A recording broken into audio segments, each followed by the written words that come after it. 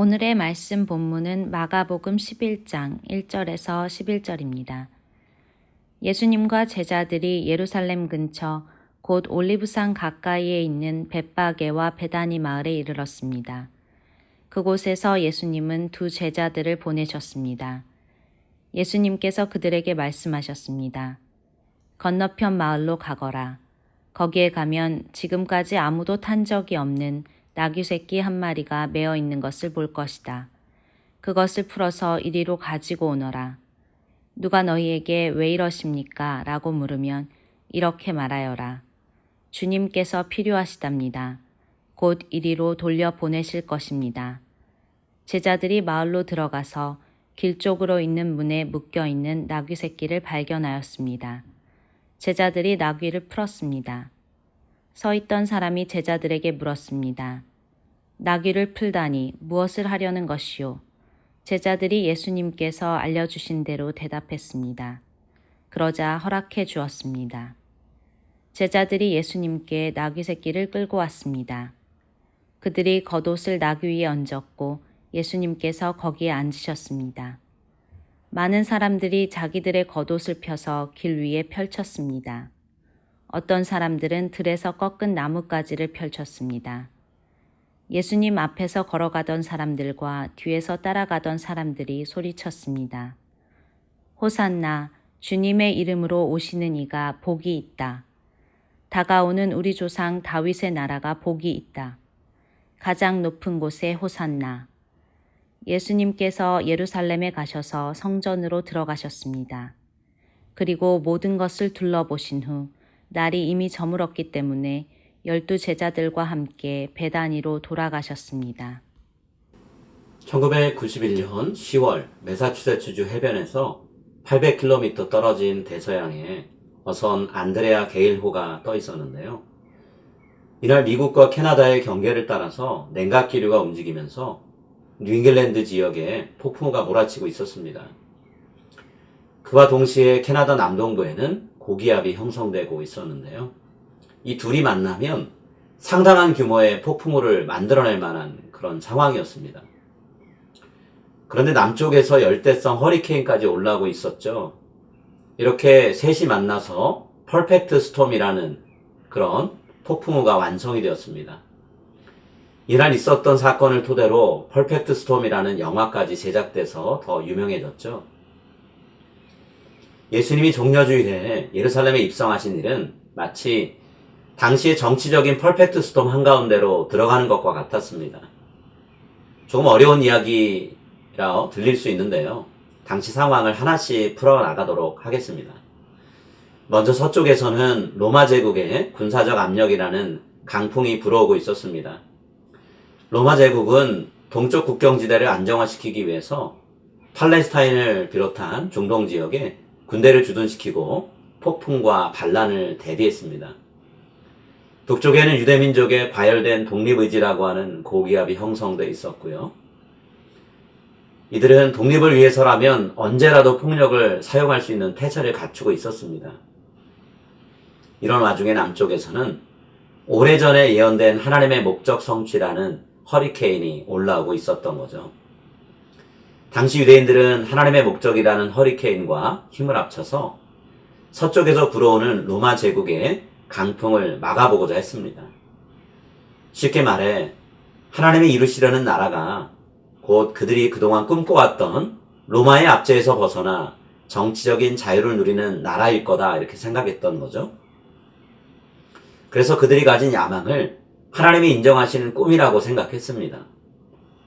이렇게 유대인들은 하나님의 목적을 자기들 마음대로 해석하고 자신들이 원하는 꿈과 목적을 하나님의 뜻과 목적인 것처럼 포장하면서 이루려고 했던 거예요. 하지만 하나님의 목적은 그 자체의 모습을 잃지 않고 계속해서 로마 제국의 강풍과 유대민족 독립이라는 고기압을 향해 전진해 왔습니다. 하나님은 그분의 약속대로 자기 백성을 구원하시고 전 세계에 평화를 가져올 그분의 나라를 세우실 것입니다. 그 나라는 로마를 비롯한 강력한 이방 제국들의 정묘로 맞서는 나라가 될 거예요. 또 자기 입속만 챙기는 타락한 지도자들과 그에 동조하는 이스라엘 백성들이 품고 있던 왜곡된 욕망에도 정면으로 맞설 겁니다. 그 일을 하시려고 지금 예수님이 종려주일에 퍼펙트 스톰의 현장이 될 만한 예루살렘 성 안으로 들어가신 거죠. 예수님이 입성하실 때 군중들은 다윗의 자손 예수가 그들을 위한 나라를 세우실 것이라며 환호하는 목소리, 호산나 하고 힘껏 외쳤습니다. 그들은 자신들이 증오하는 이방 압제자들을 예수님이 단번에 제거하고 독립된 나라를 세우시기를 바랬어요. 하지만 예수님이 이루고자 하시는 나라는 그런 나라가 아니었죠. 또 그 나라를 이루시려는 방법도 이스라엘 백성이 생각했던 것과는 너무나 달랐습니다. 예수님이 유대인의 왕으로서 왕관을 쓰실 것인데 그것은 가시로 만든 면류관이죠. 왕위로 오르실 때 백성들이 소리 높여 외칠 텐데 그것은 예수님을 조롱하며 도저히 이해하지 못하겠다라고 하는 고함치는 소리입니다. 그리고 예수님이 왕으로 자리를 잡으실 곳은 왕자가 아니라 십자가 위의 사형틀입니다. 마가는 오늘 본문을 통해 하나님의 계획이 우리의 계획과 다를 수 있다는 사실을 깨닫고 우리가 인정하길 바랍니다. 예수님이 십자가를 짊어지고 골고다를 오르신 것처럼 하나님이 우리의 허를 찌르는 방식으로 그분의 목적하신 바를 이루실 거예요. 때때로 하나님은 우리를 예수님이 걸어가신 퍼펙트 스톤과 같은 상황으로 이끌고 가십니다. 그때 우리는 모든 것이 잘못된 방향으로 흘러가는 것 같고 이리저리 방향을 못 잡고 표류하는 것처럼 느낄 수 있습니다. 하지만 우리가 할 일은 퍼펙트 스톰, 바로 그곳에서 얼른 빠져나오는 게 아닙니다. 오히려 십자가에 매달리신 예수님처럼 그 자리를 지키고 있는 거예요. 묵묵히 가야 할 길, 지켜야 할 자리를 지킬 때 비로소 하나님이 그분의 일을 행하시는 것을 우리가 보게 됩니다.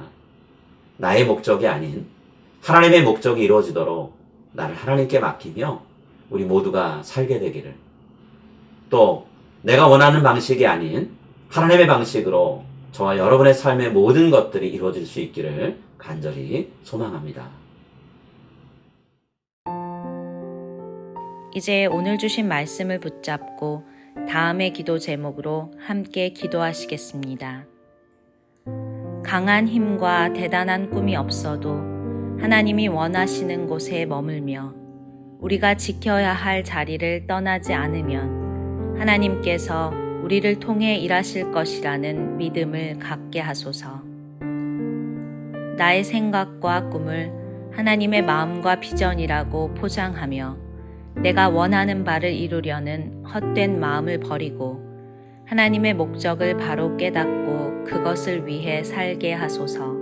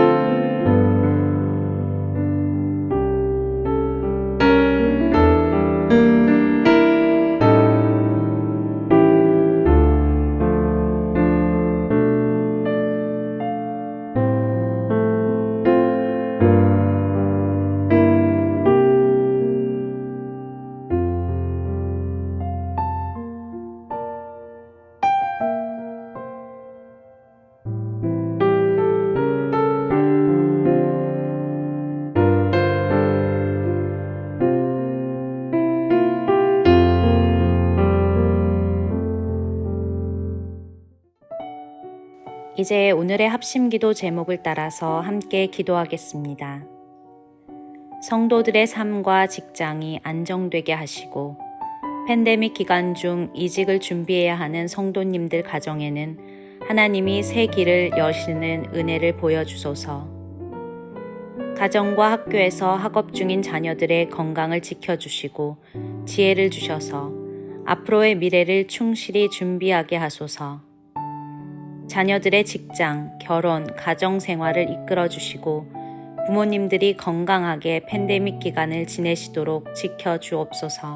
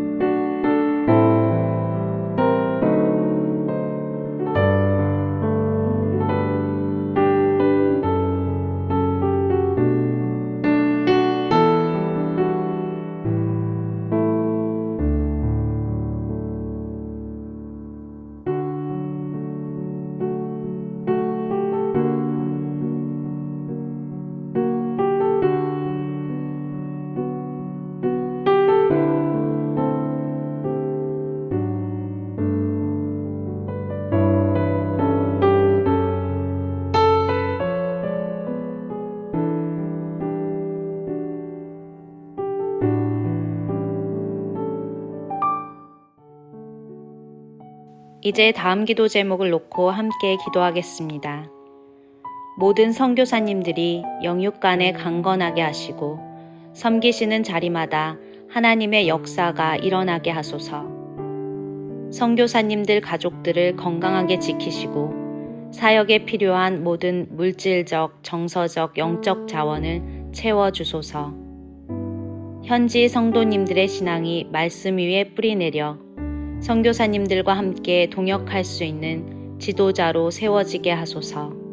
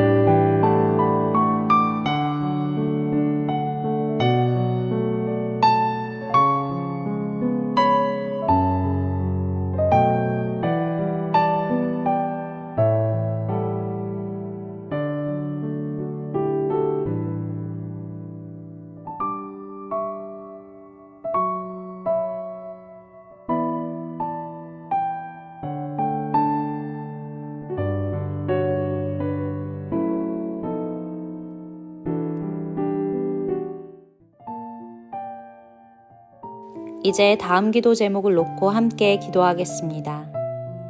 장기화된 코로나 팬데믹으로 인해 불안해진 정서가 안정되게 하시고 범죄의 유혹에 빠지지 않게 하소서.